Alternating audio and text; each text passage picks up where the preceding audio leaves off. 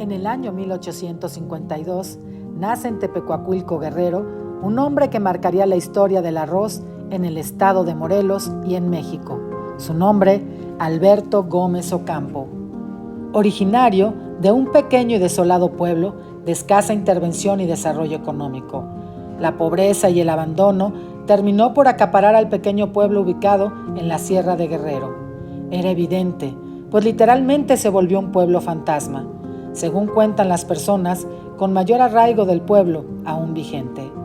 La pobreza y pocas posibilidades inundaba a las familias que ahí libraban sus vidas a través del pequeño comercio y cultivos.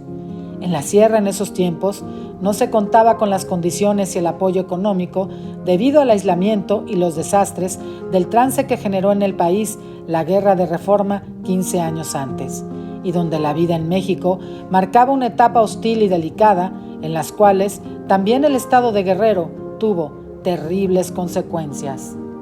Esta historia comienza en el año 1870, pues siendo muy joven, Alberto Gómez Ocampo no dudó en buscar nuevos horizontes saliendo de Tepecuacuilco, de donde era originario. Él mismo así se lo hizo saber a su madre, la señora María Dolores Gómez Pillado, de la que había heredado el carácter, apellido y el tesón, y de su abuelo, el señor Antonio Gómez Ortiz, un hábil comerciante que le enseñara el esfuerzo, el ahorro y los valores son necesarios para progresar en cualquier trabajo y tarea que se propusiera. A los 18 años, con solo estudios de primaria, sin haberlos terminado y llevado a cabo de manera privada, partió del hogar familiar, dejando atrás a su madre y a su hermana menor Crisanta y a su cuidado todo lo que era importante para él, así también la promesa de venir por ellas algún día. Decidió, como muchos hombres de su tierra, a venir a probar suerte al estado de Morelos, sin importar el tener que realizar labores sencillas pero honradas. Pues hasta allá llegaban los díceres de Hilario Martínez, compadre de su abuelo, sobre la gran cantidad de trabajo existente por el establecimiento del nuevo molino de arroz en Jojutla, conocido también como La Perseverancia. Con animosidad y acompañado por don Hilario, emprende el viaje atravesando las montañas de Guerrero y llegando a los límites de Morelos y Puebla. Se acercan al antiguo Real Minero de Huautla, en el municipio de Tlaquiltenango. Ahí se establecen por un corto periodo, quedando impresionados por la cantidad de extracción de metales como oro, plata, zinc, cobre, plomo y cuarzo.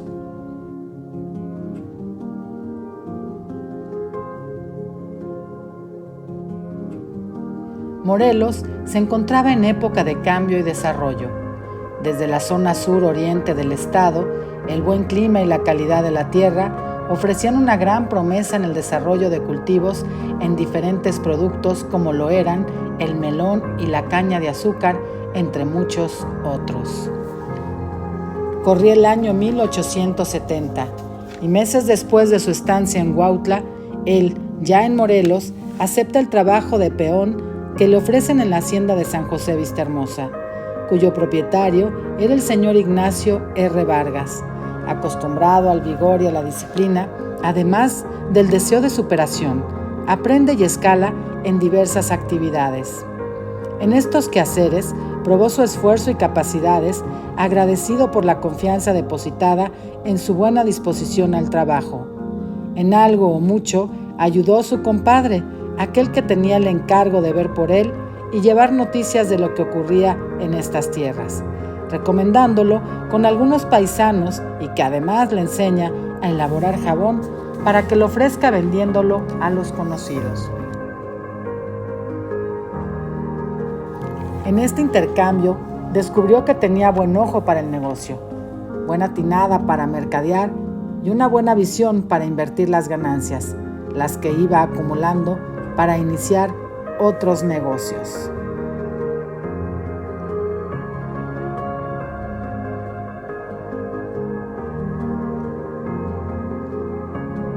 Para 1875, con 23 años de edad, ya realizado en sus primeros trabajos, desarrolló cualidades que lo convirtieron en individuo confiable y práctico.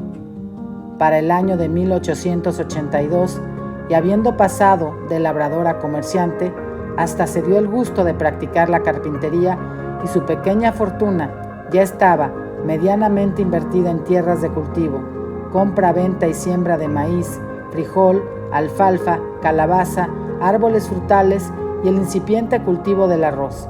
Aquel mozo convertido en un adulto había dado un giro a su vida, con los atributos de un hombre inteligente, cuidadoso, ahorrador y ordenado. Supo capitalizar sus pocos centavos desde un principio y con las acertadas inversiones de su pequeño caudal inicial, además de mucho trabajo y actitudes serias y responsables.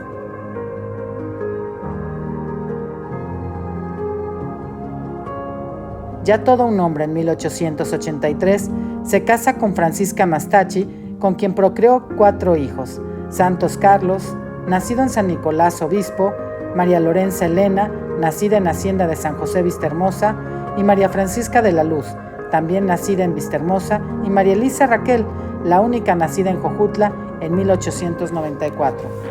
De su correspondencia particular, que su descendencia también preservó, se aprecian 4 actas de bautismo de los hijos del matrimonio con doña Francisca, unión en la que permanecen cerca de 11 años. Fue en esos años entonces cuando cambia su lugar de residencia a Jojutla, pues compra tierras de cultivo tanto en Tlaquiltenango como en los alrededores de Jojutla, así también en Jiutepec, Cuautla y otros municipios, convirtiéndose en próspero agricultor.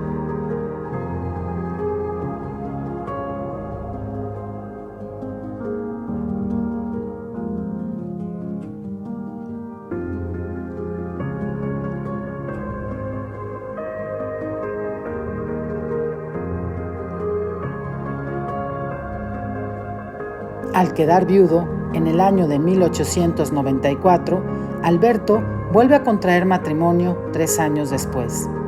En 1897, esta vez con la joven señorita Elisa Massari Ruiz, originaria de Jojutla, aunque también se dice que ella nació en Puente de Ixtla, Morelos.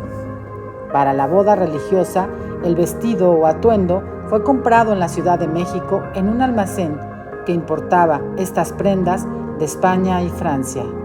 Un año después, nace en 1898 su hija Albertina y en el año de 1900 su segunda hija Celestina Gómez Massari.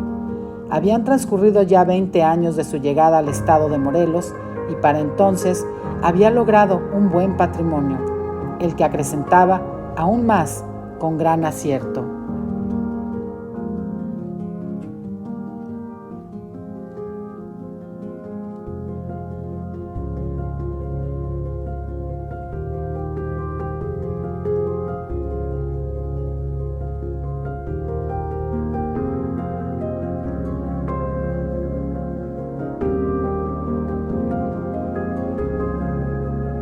Como empresario de la agricultura, era muy activo y participativo en el desarrollo económico de la región, siempre apoyando en la construcción y desarrollo urbano. Junto con otros empresarios, construyen escuelas, puentes, vías de tren, calles, tuberías de agua, hospitales y el primer hotel de buen nivel en la zona, el Hotel Bonanza, posteriormente llamado Hotel México. Sumaban más de 79 las propiedades adquiridas que lo hicieran el hombre más rico de Jojutla. 79 eran el máximo permitido por la ley.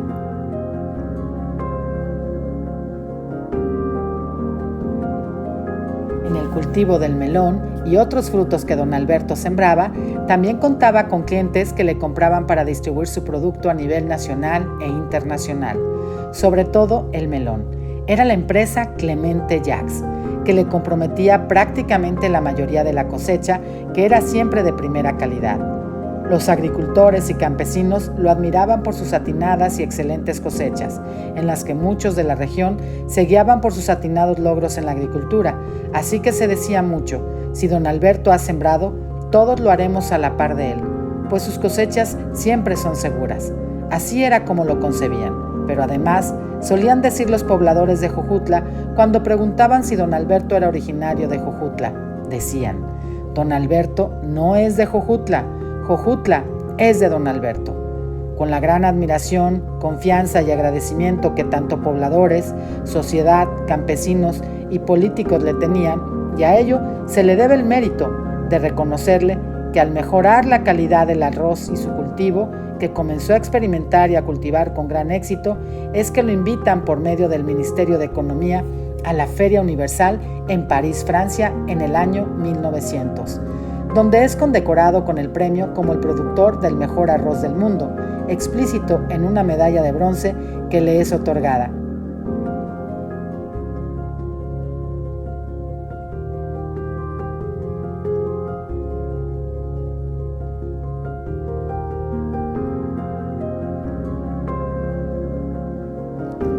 Sumando no solo al reconocimiento, sino también logrando la recomendación por este motivo al consumo de arroz de don Alberto Gómez a otros países de Europa, como fue el caso de Italia. Por tal motivo, su empresa arrocera comienza a dar mayores frutos a toda la zona y región en donde él cultivaba, y donde todos los que para él trabajaban, entre peones, administradores y campesinos, abrazaron conjuntamente dicho reconocimiento internacional.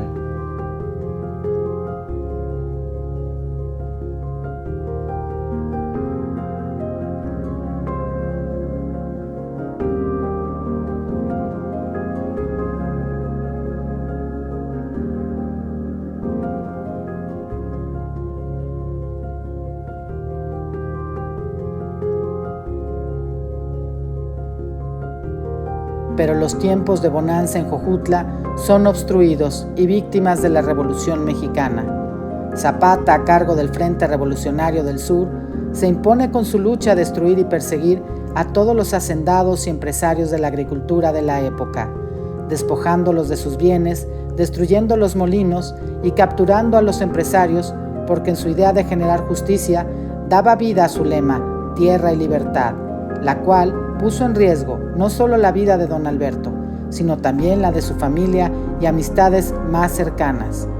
Ahí comienza la persecución, la devastación y la caída de la industria principal de un pueblo que no solo prometía y mantenía la vida de muchos pobladores y campesinos de la región, sino que el desarrollo urbano, económico, cultural y social de Jojutla y alrededores iban en crecimiento.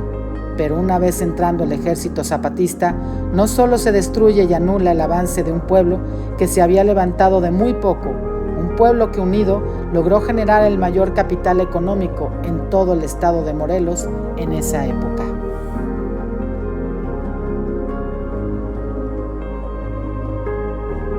Tras su fortuna, el Frente Revolucionario acaba con la mayor parte de los bienes y cultivos comprometidos de don Alberto Gómez. Perseguido para ser asesinado por órdenes del general Zapata, le encomienda a 2 elementos integrantes del frente que se lo lleven lejos del pueblo, pasando la loma y lo ejecuten, siendo esta la tarea de 2 hermanos que en conjunto se llevan a lo más alto de un cerro. Don Alberto, en el momento menos esperado, es sorprendido por uno de ellos. Le dice: «Pélese, don Alberto, asté fue buen dueño». Así es como 2 campesinos, con la encomienda de la ejecución, son quienes dan libertad a Alberto Gómez, tras el reconocimiento de haber sido un buen jefe y hacendado que dejó huellas a sus trabajadores, no solo en agradecimiento, sino con gran admiración, al grado de, al tener la vida de él en sus manos, le es perdonada tras su bondad y empatía con su gente. Siendo librado, toma fuga dirigiéndose al destino a donde su esposa e hijas habían sido llevadas para protección, siendo acogidas por la familia Abundes, quienes después de haber transcurrido una travesía de horas para salir de la persecución, previo al aviso que le llega a don Alberto, que le da tiempo de pedir a su esposa, se fuera rumbo a Guadalajara con sus 2 hijas, y donde fueron bien recibidas, encontrando protección y asilo. Mientras él, aún en Morelos, pretendía asegurar sus bienes, tiempo perdido, pues finalmente no le fue posible. Tuvo que salir librado, por fortuna, tras la orden de una ejecución por Zapata, de la cual, como dice en el relato anterior, fue librado. Una vez que se reencuentra con su esposa e hijas en Guadalajara, surge la idea de viajar junto con un amigo al estado de Veracruz y emprender nuevos proyectos. Es en Veracruz donde encuentra la nueva oportunidad de emprender tras el crédito asignado por el Banco Nacional de México, que le fue fácilmente otorgado tras su historial económico y próspero, previo a los sucesos que ya había vivido. Comenzando desde cero, pasando algunos años con sus nuevos cultivos de arroz y otros productos, don Alberto empieza con problemas de salud, que le impiden tener el desempeño al cual él estaba acostumbrado, trabajar con energía y tesón, por lo cual su cosecha plantada en Veracruz se ve mermada y no muy próspera, tema que lo lleva a una disputa entre él y el Banco Nacional de México contra sus bienes en Veracruz. En ese trance de casi 38 años, cansado y desgastado por los últimos años, tanto físico, mental y emocional, su salud aún merma con mayor fuerza. Es cuando recurre a su hijo primogénito, Carlos Gómez, quien entre cartas y peticiones le solicita ayuda, pero esta le es negada. Finalmente, don Alberto Gómez Ocampo, tras una lucha incansable por recuperar sus bienes, tanto en Veracruz como en Morelos, muere a la edad de 74 años, dejando a cargo de todos sus bienes y pendientes a su esposa, Elisa Massari de Gómez, quien mantiene el proceso legal de la demanda con el Banco Nacional de México casi 38 años, la cual finalmente gana, recuperando aproximadamente un 35% del valor de sus bienes invertidos por don Alberto en Veracruz. Después, y cuando el gobierno federal reconoce que son tiempos de subsanar a las familias afectadas, hacendados y productores por la Revolución Mexicana, se les da una liquidación. Es así que Elisa Massari de Gómez también recupera parte de sus bienes y dinero como liquidación causado por los daños y prejuicios referente a la revolución y al movimiento zapatista. Finalmente, la familia sigue su curso, dando activación a sus bienes recuperados, como lo fue uno de ellos, el Hotel México en Jojutla, donde ella siguió y vivió hasta su muerte. Elisa Massari, quien dejó a cargo a sus dos hijas, Albertina Gómez Massari y a Celestina Gómez Massari, quienes continuaron sus vidas, haciendo crecer la familia, ahora la familia Oliveros Gómez, compuesta por los hijos de Albertina Gómez Massari e Ignacio Oliveros Armina, los cuales son Elisa, Ignacio, Luz María, Marta, Ana María y Mario Oliveros Gómez, quienes han contribuido a la documentación fiel de esta historia. El arroz en Morelos es la muestra clara de la transformación que puede generar las manos de un hombre. En memoria del señor del arroz, don Alberto Gómez Ocampo, Jojutla, Morelos, año 2023.